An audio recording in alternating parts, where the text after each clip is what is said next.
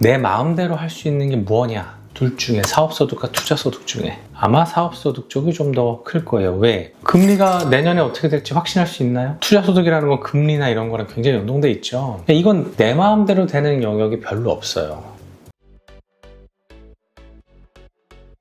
안녕하세요. 잘 되는 자리 김경호 원장입니다. 여러분들 대학교 6년 인턴 레지던트, 남자분들은 군대까지 3년이죠. 남들보다 오랜 시간을 준비하는 데 쓰시잖아요. 공부하시고 10년은 넘게 쓰시죠. 그렇게 준비하시고 나왔더니 이제 나도 집을 좀 살려고 이렇게 알아보면 집값이 장난이 아니죠. 전세값도 뭐 월세값도 마찬가지고요. 특히 우리 30대 초반에 페이닥터를 하시는 원장님들한테는 제 후배가 있을 수도 있겠고, 이 중엔. 그래서 오늘 이야기는 의료계 선배 입장에서 여러분들 후배님들한테 드리고 싶은 제 이야기니까 편하게 한번 들어주셨으면 좋겠어요.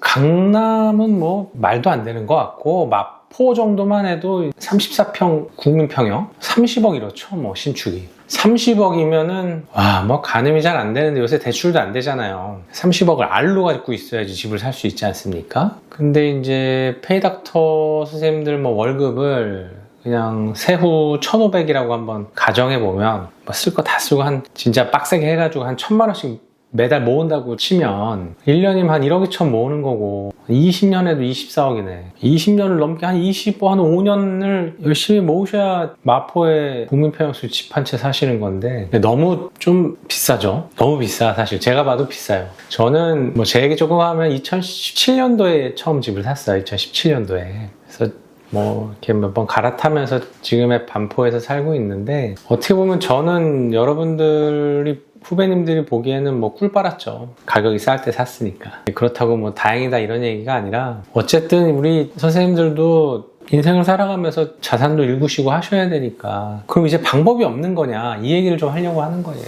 일단 아까 말씀드린 대로 페이닥터 월급으로는 안 될 것 같죠. 이걸 급여소득이라고 해봅시다. 급여소득으로는 제가 보기에도 답이 안 나와요. 지금 소득에는 급여소득만 있는 게 아니죠. 소득을 우리가 이렇게 세 개로 나눠볼 수 있어요. 하나는 급여소득, 또 하나는 사업소득, 또 하나는 투자소득. 요새 이게 젊은 분들이 제일 많이 빠져있는 게 제가 보기엔 투자소득 같아요.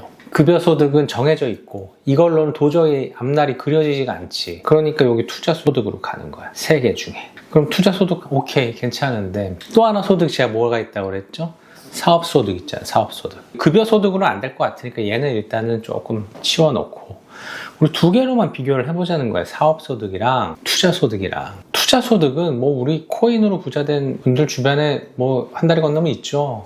투자소득은 이거 대박 나면 이제 인생 그냥 딱 끝나는 것 같아요. 뭐 코인으로 대박 나시거나 주식으로 투자 성공하시면. 이게 쉽다고 얘기하는 게 아니라, 이건 무조건 운이다 이런 얘기는 아니에요. 굉장히 열심히 해야 되고 공부를 많이 하셔서 하시는 건 오케이, 인정인데, 그럼 사업소득은 무시할 만하냐? 그건 아니라는 거지. 저는 이 얘기를 하고 싶은 거예요. 저 역시도 사업소득으로 지금의 자산을 일군 사람이니까 하나씩 한번 비교를 한번 해볼게요. 사업소득과 투자소득. 먼저 첫 번째, 수의. 수의 뭔지 아시죠? 우리 의료계니까 수익은 불수익은 하잖아요. 내 마음대로 움직일 수 있는 게 수의죠. 즉 내 마음대로 할 수 있는 게 뭐냐? 둘 중에 사업소득과 투자소득 중에 아마 사업소득 쪽이 좀 더 클 거예요. 왜? 금리가 내년에 어떻게 될지 확신할 수 있나요? 투자소득이라는 건 금리나 이런 거랑 굉장히 연동돼 있죠. 경제 상황이라든지. 우리 이거 알 수 있어요? 정확히 알 수 없죠. 사실 내년을 정확히 미래를 정확히 예측할 수 있는 사람이 몇이나 있겠어요. 이건 내 마음대로 되는 영역이 별로 없어요. 많지 않잖아. 근데 사업소득은 어때요? 이건 내가 죽어라 일하면 내가 죽어라 하고 어떻게든 내가 그냥 이 동네에서 병원 좀 잘해보겠다고 막 진짜 잠 안 자면서 일하면 이거는 키울 수 있잖아. 무슨 얘기냐면, 내 의지대로 반영이 되는 게 사업소득과 투자소득 중에 뭐냐? 저는 이건 사업소득이라고 봐요. 안 돼? 안 되면 그냥 365일 일해버리면 되잖아. 그죠? 경기도 너무 경쟁이 심해. 그래, 그럼 어디가? 충청도로 가면 되지. 이건 내 의지가 반영이 된다고. 근데 투자소득은 그게 어렵잖아요. 두 번째는 레버리지. 대출. 여러분들이 만약에 비트코인 한다고 은행 가서 10억 빌려달라고 하면 빌려줍니까? 나 비트코인 좀 하게, 주식 투자만 하려고 그러니까 10억만 꺼줘요. 은행에서 빌려줘요? 근데 여러분들이 병원을 낸다고 가서 나 8억, 10억 빌려주세요. 그럼 빌려주죠. 왜 빌려줄까요? 똑같이 둘 다 담보가 없는 거 아니에요. 사업소득도 담보가 없잖아. 담보가 있는 뭐 주택담보대출이나 이런 거야 빌려주면 담보가 있으니까 빌려준다고 쳐도, 사업소득, 투자소득 다 담보 없이 빌려주는 건데 이거에 왜 빌려주냐고. 이게 뭐냐면 은행에서 보는 안정성이에요. 은행은 안정성을 보고 대출이 나가죠. 주식이나 비트코인은 그만큼 안정하지 않다는 거. 이게 안정했으면 여기도 나갔겠지, 대출이. 무슨 말이냐면 여러분들이 레버리지를 일으켜가지고 무슨 경제활동을 할 때 그래도 안전하다고 판단받는 게 바로 이 사업소득이라고. 여러분들이 하려는 그 병원. 어차피 여러분들은 지금 자산이 많지 않으니까 뭐로든 레버리지 일으키셔야 되지 않습니까? 요새 집 많이 못 사는 이유가 뭐예요? 나라에서 레버리지를 허용을 안 해주니까 집을 많이 못 사시는 거잖아요. 그죠? 여러분들 지금 유일하게 레버리지 일으킬 수 있는 게 뭐예요? 지금 여러분들 사실 뭐 페이닥터 마통, 그 외에는 뭐겠어요? 개원 대출이지, 그죠? 여기 거의 마통을 제외하면 거의 유일하게 여러분들 일으킬 수 있는 레버리지는 개업 대출이에요. 그게 안전하다고 보는 거지. 그래서 레버리지 측면에서도 사실은 투자소득보다 사업소득이 유리해요. 그 다음 세 번째는 예측 가능성이에요. 예측 가능성. 여러분들이 이 투자소득은 다음 달에 주가를 예측할 수 있습니까? 그거 예측할 수 있으면 여러분들 지금 내 강의 안 듣고 있겠죠, 그죠? 내 영상 안 보고 있겠고, 다음 달에 그 주가 지수는 몰라도 다음 달에 내 병원 신원수나 내 병원 매출은 얼추 알죠. 얼추 안다고요. 그러니까 이게 예측이 가능하냐 불가능하냐 영역에서도 사업소득이 투자소득보다는 우위예요. 또 하나, 마지막으로 제가 좀 얘기를 해볼게요. 이거는 근로소득과의 차이인데, 우리 근로소득은 어때요? 미리 떼죠. 예를 들면 여러분들이 세후 실수령 우리 그렇게 많이 하니까 1,500을 받는다고 치면 여러분들이 원래 세전 수익은 얼마예요? 2,000이 넘겠잖아요. 근데 떼고 주잖아요.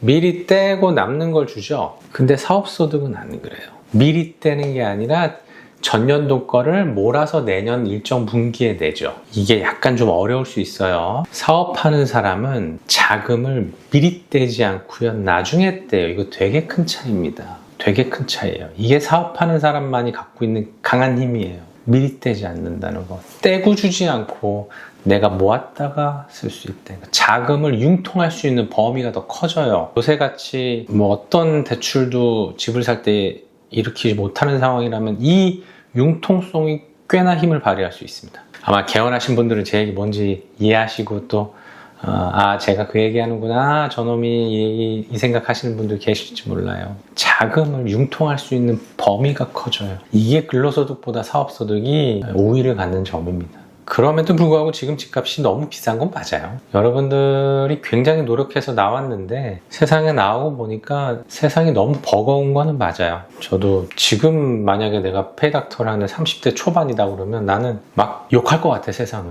말이 되냐고. 그럼에도 세상은 계속 이렇게만 흘러가지 않습니다. 갔다가 내려오기도 하고 내려오다 다시 올라가기도 합니다. 그렇게 세상이 안 좋은 방향으로만 계속 흘러가지는 않을 거니까 준비를 하셔야죠. 하실 때 내가 그냥 급여소득에만 나를 놔둘 것이냐, 아니면 투자소득, 아니면 사업소득, 나의 소득을 어느 채널로부터 받고 있을 것이냐 굉장히 중요하고요. 저는 여러분들이 지금 불가능해 보이는 그 집값을 도전하려면 방법은 사업소득밖에 없다, 이렇게 생각합니다. 물론 어려워요. 경쟁 심하고. 하지만 방법이 그거밖에 안 남았잖아요. 급여소득으로는 안 될 것 같잖아. 방법이 그거밖에 안 남았어요. 안 남았다고요, 그거밖에.